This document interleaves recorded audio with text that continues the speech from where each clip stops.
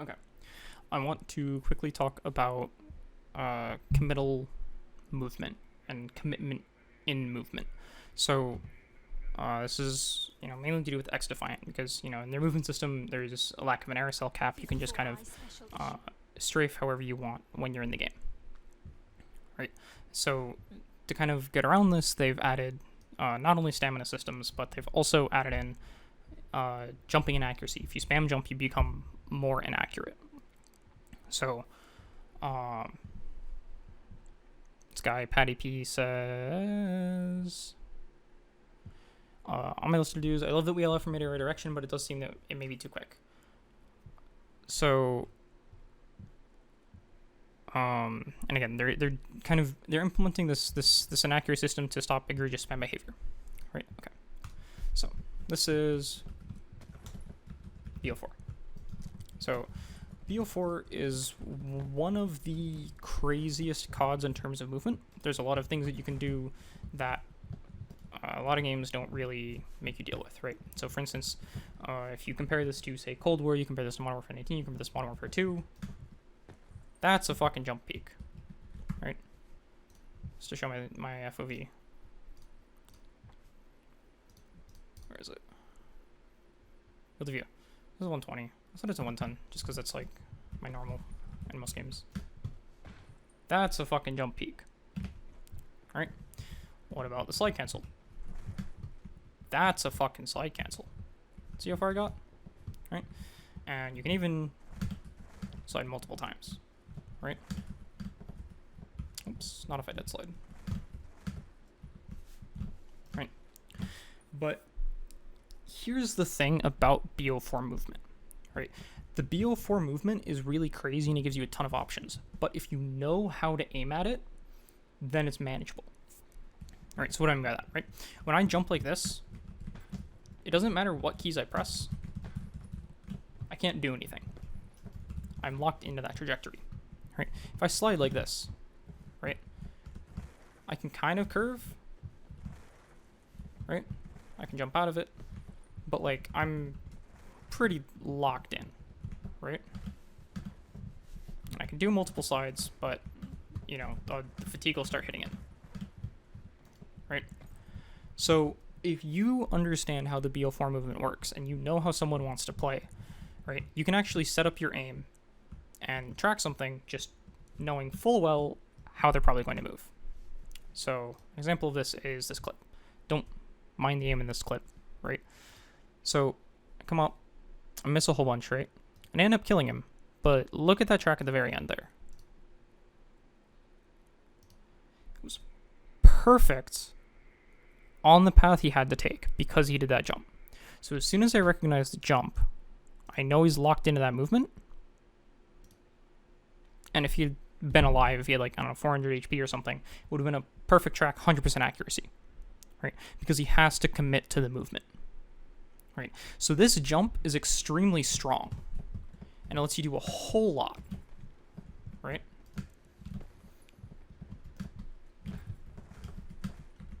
But if you know how the jump works and you're prepared to aim at it, right? So, if I'm playing this angle here and I expect that this guy's going to jump, right? And I can quickly reposition or something. He jumps out, right? If I reposition right before he jumps out, this is a really easy track for me, right? And his pre-aim's in the wrong spot. And that's where the kind of skill expression in the movement is, right? It's not about hitting the buttons at the right time. That's really, really easy to do. And mostly. Some games get a little crazy, but generally hitting the buttons gets pretty easy to do. It's not really that much of a skill gap. Where the skill gap in movement comes in is it's being ahead of your opponent, being in their head, knowing what they're going to do, right? And obfuscating what you're going to do, or tricking your opponent into thinking you're going to do something that you're not actually going to do, right? That's where the real skill gap in movement, comes. And if you don't have these periods of, oh shit, I messed up, now I'm vulnerable, right? Then it's really hard to punish someone who has a poor understanding of the gunfight, and it's really hard to punish someone who doesn't really know how to play the mind game.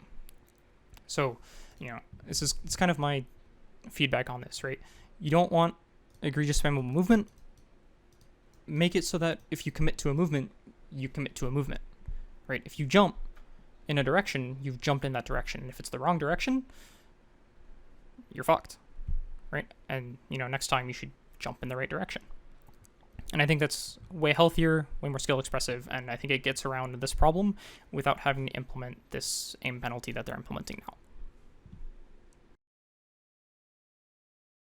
Okay, to kind of hammer this home, I kind of want to show a few clips from BO4. It shows up in a lot more FPS games, especially a game like, Quake or something. I just use BO4 because it's the game that I'm best at. It's the game I've put a lot of time into and I understand really, really well. So it's a lot easier to kind of show, especially just because COD rewards you a lot more if you get an advantage in a mind game. It directly results in a kill, whereas in something like Quake, you win out the mind game that may just give you a bit more damage. In this game, it generally will result in kills, right? So I missed the shot. I ledge boost off because he's probably going to expect a close peek. So it's really weird to kind of aim at someone who's just slide boosting off because it's really not common and there's other ways for me to peek it. So there's no reason for him to expect me to slide boost. I still miss because I'm bad, right? Now I'm healing and I know that there's going to be someone running up here, especially because my teammate died and that's the timing that someone is on because I killed him before. So I slide out and I slide back. And the reason that I do that is to trick my opponent into thinking that I might re-peek, right? Because he dealt a lot of damage, he was low HP, and I was still willing to slide out right into his LOS, right? Which kind of telegraphs that, hey, I'm not scared of you, I'm very, very willing to re-challenge this. And what that hopefully does, which I believe it does in this case, it kind of makes him, instead of rushing forward, it kind of gets him to sit back and wait for me to peek him again.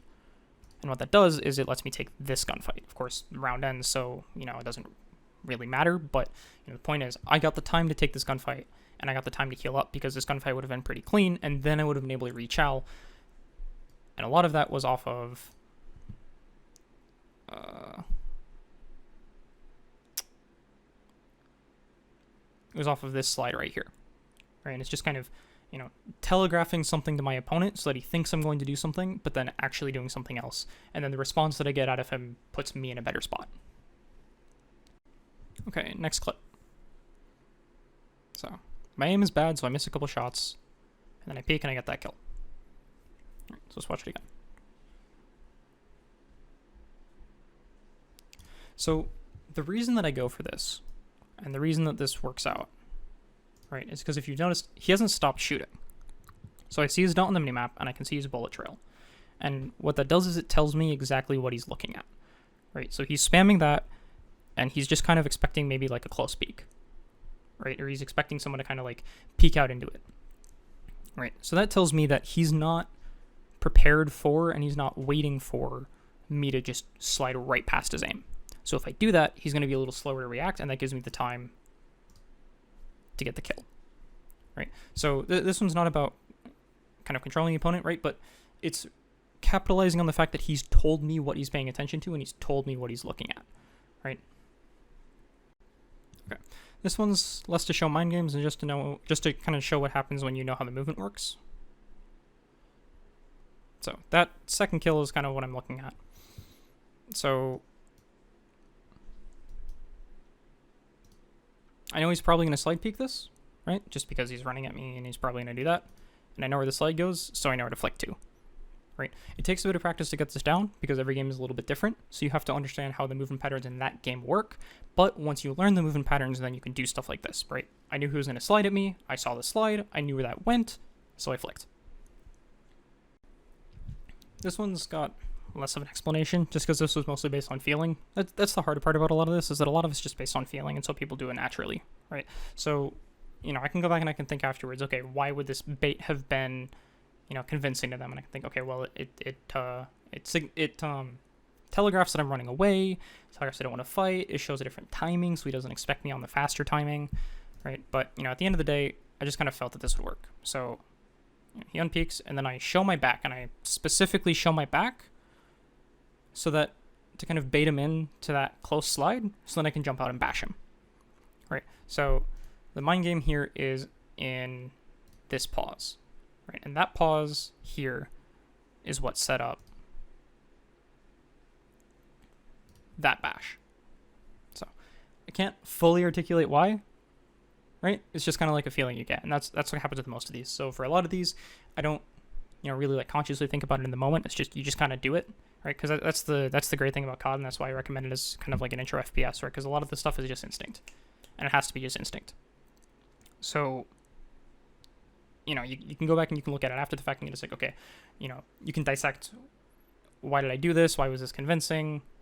How can I kind of tune what I do in the future based on that information, right? But when you're in the moment, it's all just instinct and what is your default go-to, because the game is way too fast for it to not just be natural. I think this is the last one I'm going to show, just to kind of show importance of information. So those guys were not very good, so they didn't kill me. So you can kind of see me peeking the right side there, just to kind of get an idea of what he's doing. I whiffed the gunfight because my aim is bad. And that was just all prediction. So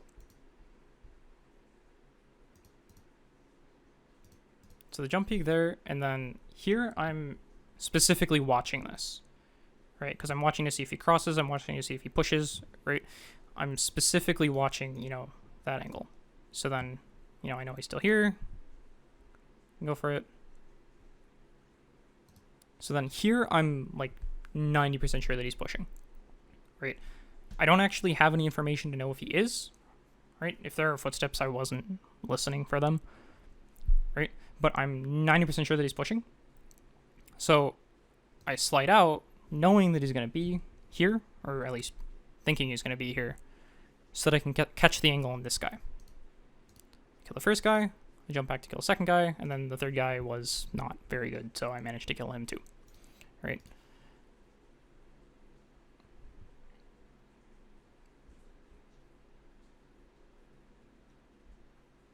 So, and you can see him, panic and think that I'm pushing him, right? And because he panics and thinks that I'm pushing him, I get this jump back and I get the kill. Right?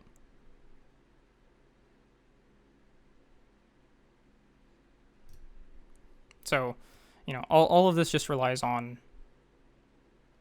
just gut feeling that I have that at this moment right now, the sweat that's on the enemy team that I actually need to care about, in this moment, I think he's rushing at me, and that prediction is what gives me the multi-kill, right? And that's again, it's part of the mind game, right? And that's what really makes a movement player actually really, really good. And if you add in downsides to the movement, right? Like if I slide out here and he's not doing what I think he is, I'm fucking dead, right? There are 3 people here, they're all aiming at me, I'm just instantly dead. But because I was correct, right, I'm able to get the kill, and then I'm able to chain all 3, right? So